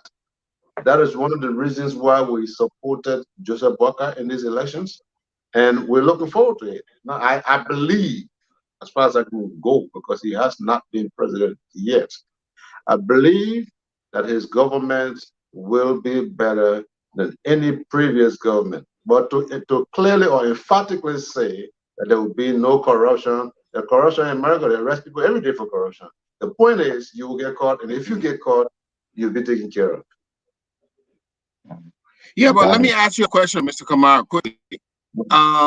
He was lieutenant to Ellen Johnson Sirleaf, and I'm sure he would have picked up a lot of techniques and methods he used. You don't think he will employ some of those same methods that he saw Ellen using? being that he was a student or what we call a protege? Well, he wasn't technically a student. You know, this man was a boss at one point in time to Ellen Johnson Sirleaf's husband. So he have actually stepped in government longer than Ellen has. Ellen was an agitator for a longer period of time, but Joseph Boakai actually served in public service than Ellen ever did. So he did not have to learn from Ellen. But understand one of the reasons why him and Ellen fell apart was because he disagreed with Ellen. Now he's not a guy who come out here, talk and speak and all of that. For him, Ellen, they had their differences. There's a clear reason why Ellen would not support him to be president. That means they had a problem. So what you are pointing at, actually the opposite, the loopholes or the techniques that he saw them do is what he wants to close. All right. I appreciate that. We're going, Mr. Gongo. You are right there. You think there's going to be a difference? Well, I think there is a potential here. I mean, like I said the last time, this is an opportunity to reset the country, right? If President-elect Boakai will see a bigger picture to say, you know, we can't get it wrong all of the time. We've been getting it wrong since 1847. This is an opportunity to get this done better, right? If he can say that to himself. And so the way I'm going to do it is, I'm going to say there is no CDC, there is no Unity Party, there is no LPP, there is no ANC, there is Liberian, and I'm going to just go all out there. We ran a bit of the fourth campaign. People say whatever they said about each other. So I'm going to just look for competence and people who have character, who are not going to have one position today and the next day they have 4-5 houses. The next day they are doing that. If you can look for people like that to serve his administration, I think that will be a good thing for the country and will be a good thing for him, right? But if we start to see the same 2x4 people, we know some of them from Unity Party time, we know some of them from Charles Taylor time. You start bringing the same 2x4, I would just go to bed. I would just go to bed. So this question for all of us to wrap it up. I'll start with you, Mr. Gongo. You have the floor. What do you expect to see in the first 90 days of the Boakai administration? What do you expect to see, and what do you hope to see at least in the first 90 days? Well, my expectation is that President-elect Boakai will begin to keep his campaign promise. He didn't make much, but at least he made some promises. He should begin to keep his promise, because that is very rare in Liberian politics. People want election, they say everything they want to be elected. Once they get elected, they forget about that. So I think. So what sort of promise, for instance? What promise, for instance? Well, I can't, because let me not mislead my audience here. I know one. No cow. Which is? No cow will be stuck in the first 100 days. No cow gets stuck in big road. Another promise he made is he committed himself to the World Crown Court. Did he? Yeah. Did he, Mr. Gongo? No, yes, because you know what? When Alexander Cummings came up and made a statement, I think days later, Ambassador Boakai also made a comment, made his press statement committing himself to the World Crown Court, because it was an attempt for Alexander Cummings to set himself apart. Okay, so his supporters said we too need to make a public commitment. He made a public commitment to the World Crown Court, World Economic Crown Court. Okay, so I think that ship already left. I don't think we can apply it because we never gave a clause for forgiveness in that. But Mr. Kamara, first 100 days, what do you expect to see Boakai administration, or what do you hope to see? First and foremost, national security. Second and foremost, accountability, starting with auditing the CDC-led administration. Why not 18 years period audit. But that's how you, Go ahead. Adio, you are interrupting me. that's how you do the auditing. You don't start from behind. You start from where you are, and then you start going behind. That's how you audit. So we start auditing the cities. I mean, audit up to a janitor. Audit everything. That is set the basis. How you audit janitor? Tell me. Well, we can audit anywhere. You have not worked for government before. How do you audit janitor? It's just a euphemism. Because It's not literal. janitors don't hang around like this. Tell me how you audit them. Let me make my point. Let me make my point. When I say audit, even the janitor, you're gonna audit the janitors. yeah, but you know what? You're taking it too serious. You know what it means. You know what I mean. But let me go ahead. I'm taking it serious, but that still means you're not serious for denting.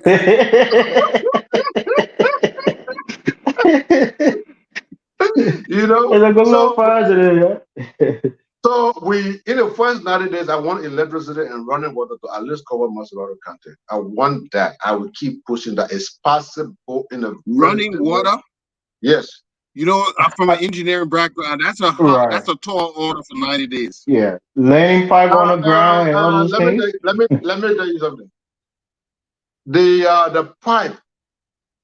Ellen Johnson, did you know that she brought a lot of the pipe? There's some of which even the place. Okay, the pipes are there. I know about it. Yeah, but the money is not there to do the work, Mr. Kamara. Where are you getting the money from? Yeah. The money. Anyway, that's what you want to see. What else? No, Yeah. not interrupt you. Okay, good.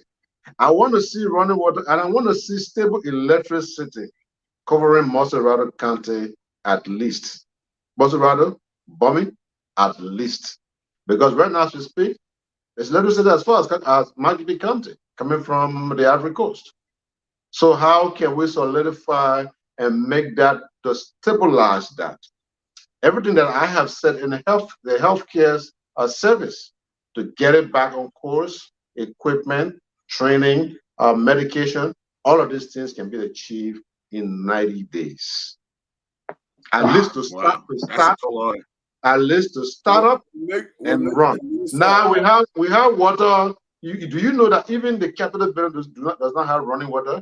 That's simple. They should have. I think they just initiated that the other day. Oh I'm not saying set it up completely. No, yes, it should be up and running, which means expansion, continuous expansion. That's what I mean. I'm not saying get up in 90 days, put water in the whole country. No, that's not what I'm saying. But within 90 days, at least the entire sinkhole, water still comes to sinkhole once a while. So you know water is far away. Water is as far as sinkhole. Do you know that? Running water is as far as sinkhole. So all we gotta do, expand it from sinkhole and go to red light. The pipes are there. People used to live in red light before the war. They still used to get running water. How long it takes? Where the water coming from? Huh? The water coming from the White Plains. Yes. They go through and that back road, what they call that road again, Pipeline Road, and they come into the city. Yeah, but do you know that side do not have water? Okay, so the water is already coming from that side. So in other words, you're just concurring with me that it's easier because that's where the water coming from, as a matter of fact. But they don't have water. But there's water in sinkhole. How did that happen? So what's the use of the water if many people don't have indoor plumbing? Where you know what? They say what necessity is the creator of invention. When they get water behind it, you will find an indoor plumbing will get in no building. One country can be sanitized without water. One country can be industrialized without water. I'm not saying it's not necessary. I'm just saying most of these homes are built without indoor plumbing, without the requisite plumbing infrastructure. That's the point. Mr. Murray, that was your time. You're a young man. Okay. We used to have water all over. Don't mind it. Yeah, during those days, but those infrastructure was broken. Yeah, but my point here is what I want to see from Joseph Boakai, and to those people who support the United Party, and since I support a President Weah, I don't think I'm saying this to be sarcastic. I'm being serious. Look, I want to see fiscal austerity in that first one. Once he takes office, implement fiscal austerity so that you can get the country finances in order. and stop spending money that is unnecessary, especially on expenditures that can be cut down. That way, it frees your hand to do more important things that aligns with your policy prescriptions or even your campaign promises, like the no car getting stuck in the mud. I'm sure the smart people around him, the financiers and the financial minds will probably tell him to do so because it requires it. We're in a path, a poor financial state, and I think the key to his success is raising money, but then managing money well. And I think going to fiscal austerity your first few months to kind of stabilize everything, know where all the monies are, and then try to implement your policy based on the money that you have. That could bode well for him. Another thing I would like to see, like Mr. Kamara said, and I agree with it, and I think that's where Uh, Mr. Weah or President Weah feel to my biggest disappointment is rule of law. I mean, perception sometimes is key. You know, you have to have somebody in the police director who will be someone who people have a little bit of fear of. You know, you see the lit Jote, the lit Paul Moba, you know, those guys put some fear in people. So when you have a police director who is going to come in and be a serious minded person, who is a no nonsense kind of person, and you have people around you who are security minded and seriously focused on implementing the rule of law, I think that just the perception of it is going to kind of curtail some of these petty crimes and so forth. So I think rule of law and physical austerity for him is something I want to see. I think he will do one or both of them. So let's see. Let's hope and see. All right. So, Mr. Blama, I'm going to go to you now. In the first 100 days, first 90 days of Boakai's administration, what do you expect or what do you hope to see? Well, personally, I like Joseph Boakai, and I want him to succeed. I pray for him. I don't know him personally, but I was in his family for years, and I believe that development should not come from the president as a gift. It's not a single person idea. I don't believe in Messiah. I don't believe in rescuer. I don't believe in fixers. I heard Joseph Boakai one single speech that left with me. He said, "We'll move this country forward with the collective effort of the people," and that's what I hope to see. I don't think any of those things you mentioned on the floor will happen in 90 days, and I believe that what I hope to see is that he will empower the people. He will not go for presidential greatness. He will go for the empowerment of the people and allow the people to be given, to restore their God-given right to self-determination. Let the people elect their superintendent. Joseph Boakai can be a CEO, calling and motivating the country, like Trouble was, total involvement. But let the people be the change that they seek. If he goes that route, and development will be a county initiative. If he goes that route, the people will be participants in the noble cause of national development.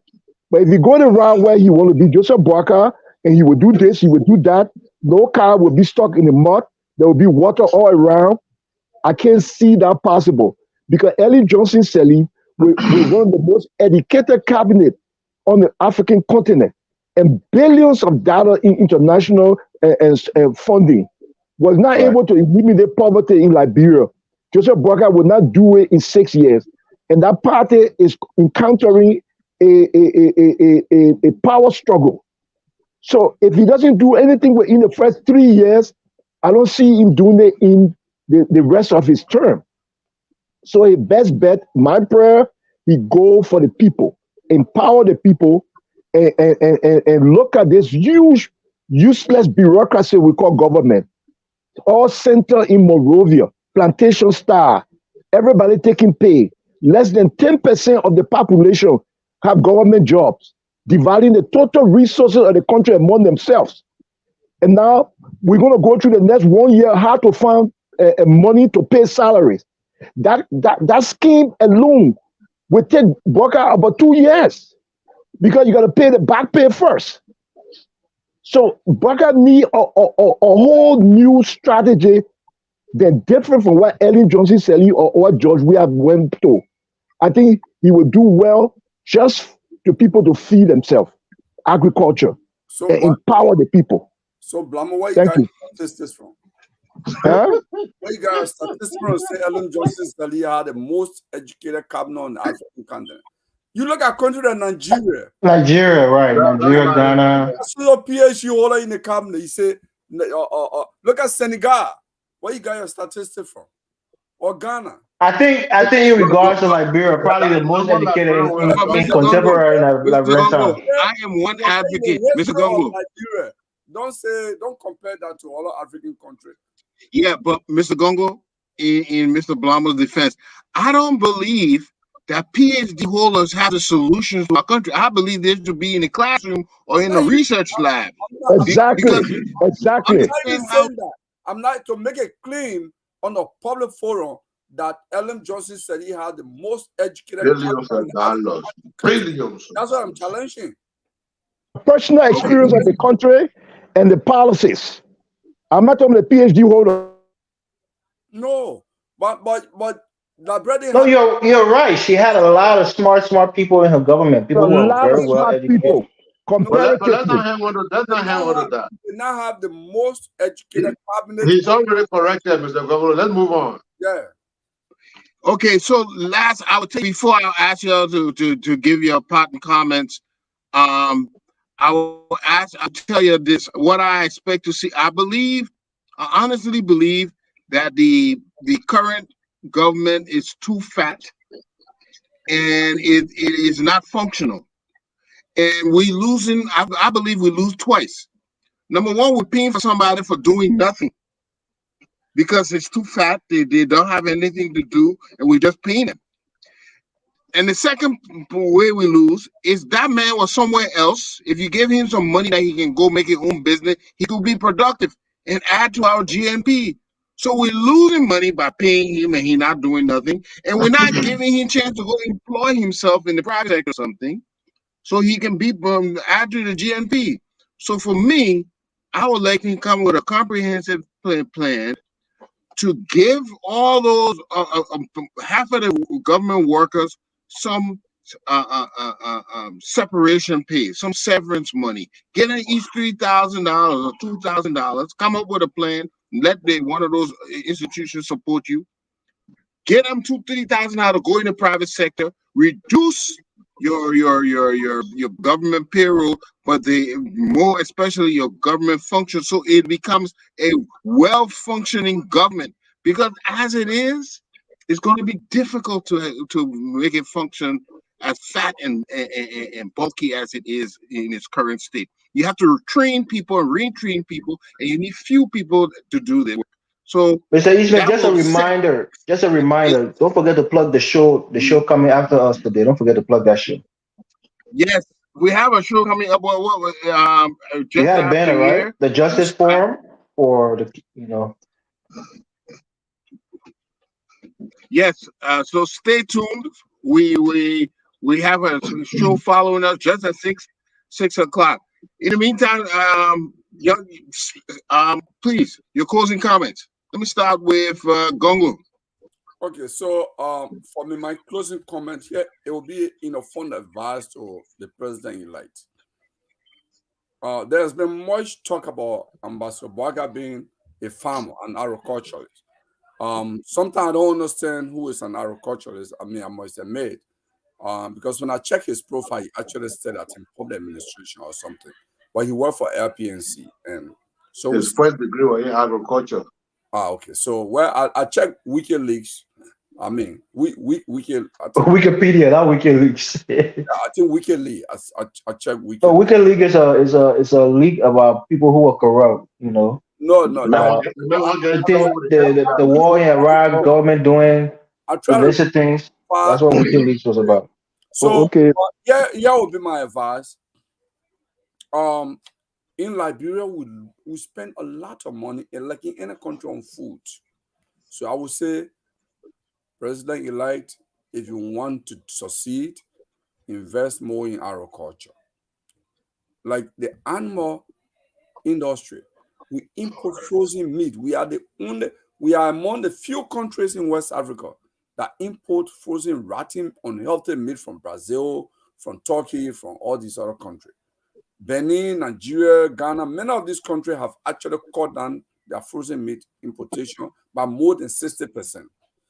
I remember I was part of a group who tried to lobby with the legislature, both under UP and under our CDC, to just give 10% to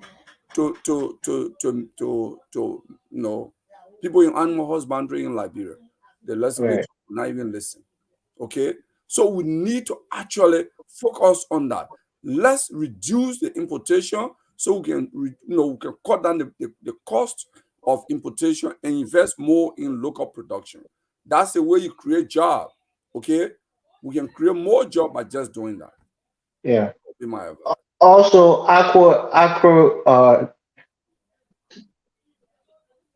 But we should not do so. We bring a government official into that. If you bring government official into that, then aquaculture, right? But you Our fishery. and you were close to. Yeah, we let him Yeah. Okay. Okay.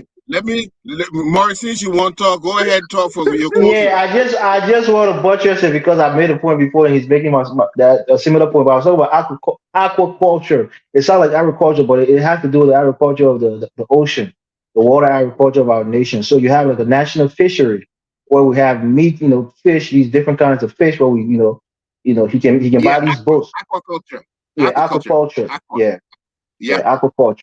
Yeah, so if Boakai if he said he liked giving people boats to drive on the river, in river says, he can buy national fishery boats and and boost our aquaculture industry where you have people fishing and you have a lot more influx of fish and different meat from the ocean on our markets. Like Mr. Gongo was saying, instead of buying these frozen meats, from other countries, like you said, animal husbandry, raising chicken, raising cattle, raising cows and things, putting creating like a special zone for these kind of people who in Nigeria they call them the herdsmen, people who can like, for example, not to be stereotypical, but like a lot of Mandingo people do cattle raising, even the Fula people. These guys are good with raising cows and things like that. You have that sector and really encourage it so that we have a lot more meat that's going to be raised and grown in our country. That was an excellent idea, even though he's not an agriculturalist, but I think that's a good idea. And Boyka can do it. This should be one of his focus. Maybe he can partner with some of our international partners to help him, bring that to reality. But like I said, my last advice for him and probably my closing, because we're getting pretty close here to inauguration, is to be, financially savvy. So just focus on what you have in the coffers when you get into power and trying to utilize it so it's most efficient, outcome. Using the little money or the whatever George Weah government is going to leave you, using that money to be as efficient as possible to effect the change you want. We're kind of getting out of time, Mr. Yeah, I'll leave it there. I ain't got too much to say. I'll leave it there. Your closing comment. Who? Who name call? Ali is here, right? Okay, Ali can go last. Okay, no problem. No problem. It's been a great show, real great time. I had enough fun. Look, a lot of the things here that I said are in the interest of the country. I'm pretty sure those who are closest to Joseph Boakai will listen. Yeah, agriculture is a stronghold, but I strongly believe that we. President-elect, why you want to say those who are closer? No, let him finish. Let it go finish. We're out of time. Okay, so I strongly believe that agriculture will begin to take root in Liberia after his first 2 years, because it takes a lot of things to put into perspective to get that going. So for the next 2 years, we will still be importing those rice, and that's just my honest opinion about that. But the low-hanging fruit would be electricity, water, all the basic social services. To start with that, put everything on course. Security must be very paramount, and we must see accountability start. You have to audit this government, and we keep pushing him. People are in his ear every day. This government must be audited. There's no way around this. And so, listen, if you stand in the way of the president to get his agenda achieved, another threat. there are ways to take you out. And you should ask the former senator of Bombay County You should also ask the former representative former speaker from Bowman County, Tyler, and ask Edwin Miracle Mavis Rock, Snow. we bought two. Ask Edwin Mavis Snow. There are ways to take you out. And in this case, this man on case is very simple. We have the American passport. Thank you so much. Yeah, in my closing, I'll forgive Mr. Kamara for his threats. And I really, as I said, I really like Joe Boakai. I was silent of my support for him because I didn't know how you were going to You never manage. supported him. You supported CDC. All right, I was silent of my support for him because I didn't know how you manage the Prince Johnson factor. My advice to him is there are a lot of problems in Liberia. Go for empowerment of the people and agriculture. And the government is too big. You can't save it. You can't rescue it. It needs a reform. And the people must be the change that they seek. It's easy to give somebody a piece of bread, but they'll be hungry tomorrow. You teach them to bake, they will always have food. Let the people elect their local leaders in the county, the superintendent. Create some form of decentralization and wealth distribution. There's not sufficient money in the country to eliminate poverty, to build roads, to do lights and all these things. And we should stop playing gods in Morovia, pretending that we know what's best for those people. Empower the people, give them opportunity to help themselves, make them a participant in the task of nation building. Forget about presidential greatness and do not threaten the election process or politicians like Mr. Kamara is advocating. It's not worth it. Thank you. Okay, gentlemen, that kind of wraps it up. As we always say in our show, you know, despite our differences, one thing remains the same and remain constant, and that is we are all Liberians. So, viewers, please stand by for the next program. The Justice With that, we Forum. close. All right, good night. All right.